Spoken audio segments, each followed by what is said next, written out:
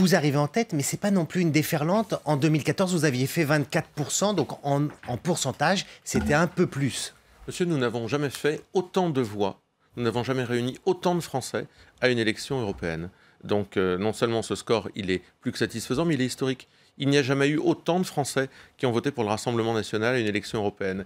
Je voudrais vous rappeler qu'il y a 1 an et demi, 2 ans, beaucoup de journalistes, d'experts, d'observateurs nous enterraient à grands coups de pelletés de terre en disant que Marine Le Pen était morte, qu'on pouvait aller se rhabiller, que c'était fini, etc. Il y a 1 an et demi. Alors j'espère que tous ceux qui ont joué à ça aujourd'hui vont comprendre que cette déconstruction du monde politique droite-gauche, basée sur cet axe droite-gauche, eh bien aujourd'hui, elle s'incarne par la reconstruction à travers 2 forces politiques, celle qu'incarne Emmanuel Macron en difficulté aujourd'hui, largement contestée dans les urnes par les Français, et puis la nôtre en dynamique de rassemblement. On a accueilli des gens de la France Insoumise, on a accueilli des gens des Républicains, et ce sont ces 2 nouvelles forces politiques qui aujourd'hui vont structurer le paysage politique français.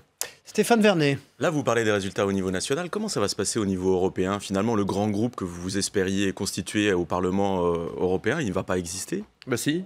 Nous avons déjà plus de députés européens, voyez-vous, plus de députés européens qui viennent de notre propre groupe. Il y a plus de députés européens souverainistes à travers l'Europe. Nous passons, je crois, aujourd'hui de la 8e place en termes de capacité de nombre de députés européens souverainistes à la 5e ou 4e place. Donc nous sommes en progression large. Alors ça, c'est parce que vous additionnez l'ensemble, vous additionnez les 3 groupes en fait qui sont... Non, rien qu'avec les groupes, les gens qui étaient à ENL, on passait de 34 à 56, rien que cela. Mais on peut aller bien au-delà. C'est aussi le défi que nous nous imposons.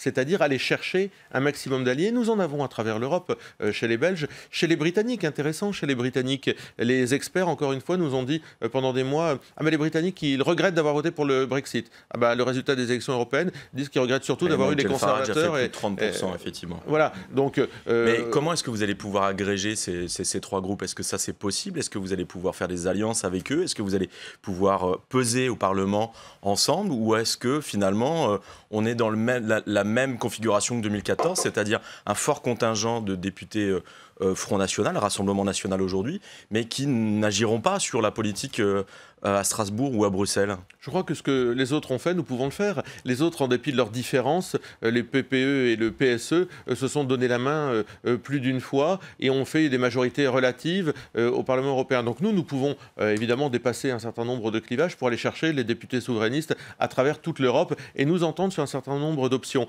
Mais je crois que ce qui est important, c'est de se rendre compte que c'est aussi en Europe que cette reconstruction politique est en train de se faire, à travers toute l'Europe. Marcelo Westphred. Justement, hier, on a vu aussi, c'est l'autre phénomène, une poussée du vote écologiste en Europe, 20% en Allemagne. Est-ce que ça ne vous interpelle pas, vous, au Rassemblement national? Dans votre programme, il n'y a pas grand-chose matinée d'écologie, de vert. Je regrette que vous n'ayez pas lu le programme du Rassemblement national, puisque nous avons eu, et notamment avec l'arrivée d'Hervé Juvin sur notre liste... Vous dites qu'il faut produire localement. Tout un programme, toute une conception, toute une philosophie, évidemment, qui repose sur le localisme, produire au plus près du lieu de consommation. Tout ça, on l'a développé. Alors c'est évidemment à l'opposé de la politique d'Emmanuel Macron, cet univers ultralibéral où on fait fabriquer des téléphones portables à des gamins de 8 ans au bout du monde pour les vendre à des chômeurs ici. Évidemment, on est exactement à l'opposé de cette philosophie-là.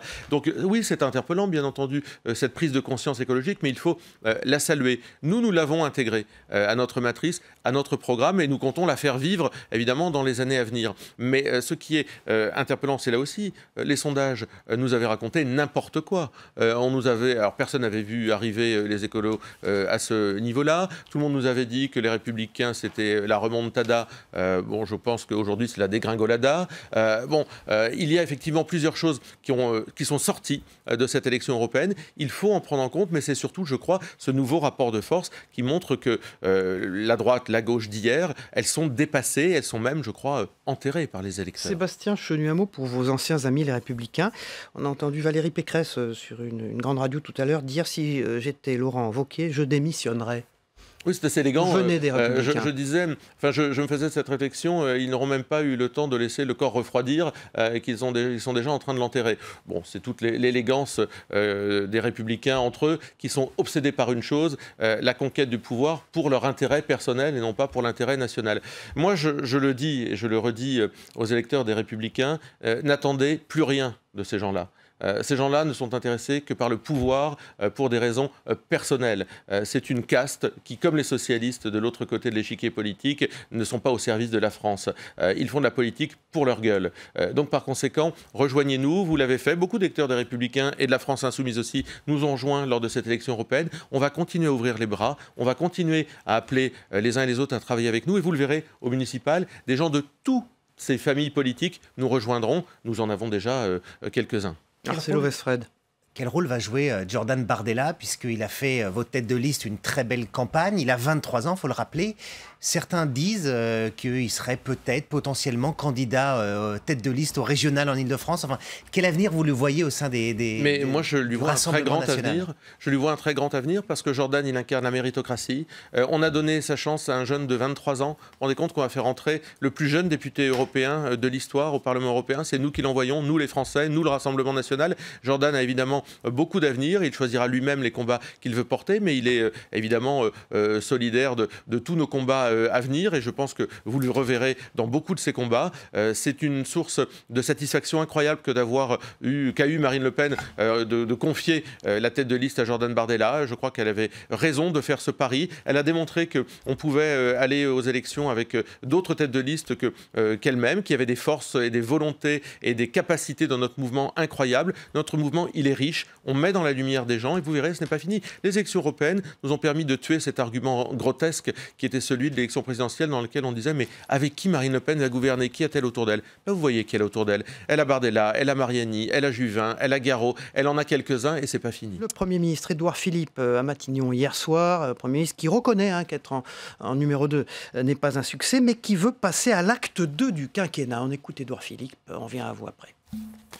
Nous devons, comme le président de la République nous y a invités, mettre en œuvre une nouvelle méthode pour davantage aider les territoires qui se sentent oubliés, pour davantage associer les Français, les élus et les partenaires sociaux, bref, pour mettre davantage d'humain dans notre politique sans rien perdre de notre ambition ni de notre audace. C'est l'enjeu de l'acte 2 du quinquennat voulu par le président de la République.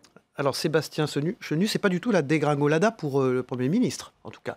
0,9% de différence entre votre liste et celle de Nathalie Loiseau, ce n'est pas un échec. Mais c'est-à-dire que pour eux, en fait, rien n'est jamais un échec. C'est-à-dire que, vous savez, il n'y a pas plus sourd que celui qui ne veut pas entendre.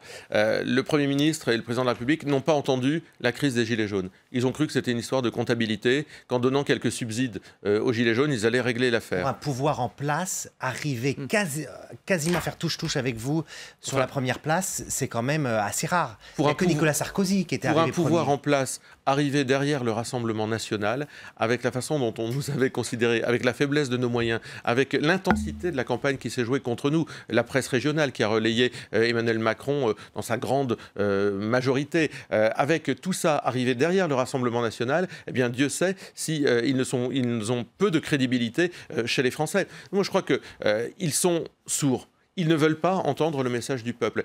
On l'a vu au moment des Gilets jaunes. Ils n'ont pas voulu, ils ont cru que c'était une histoire de comptabilité de façon un peu méprisante. On va donner un peu d'argent aux Gilets jaunes et puis ça va les calmer. Non, les problèmes sont profonds dans notre société. Ils sont politiques au sens noble du terme. Eh bien, ils ne l'ont pas compris. Et là, ils continuent. En fait, ils nous disent, on va continuer la même politique. Finalement, tout ça n'est pas très grave. On s'en est bien sorti. On va continuer la même politique. Mais ont-ils additionné les votes de toutes ces listes qui contestent leur politique? Se rendent-ils compte que les Français, où qu'ils soient, ne peuvent plus supporter cette politique de casse sociale, cette politique qui vise à faire les poches des Français, à ne pas les protéger? Eh bien, je crois qu'ils ne le comprennent pas. Et c'est la raison pour laquelle Marine Le Pen a appelé à une élection législative anticipée. On repasse un contrat de confiance avec les Français lorsque le pouvoir est contesté. En démocratie, le contrat de confiance, c'est l'élection.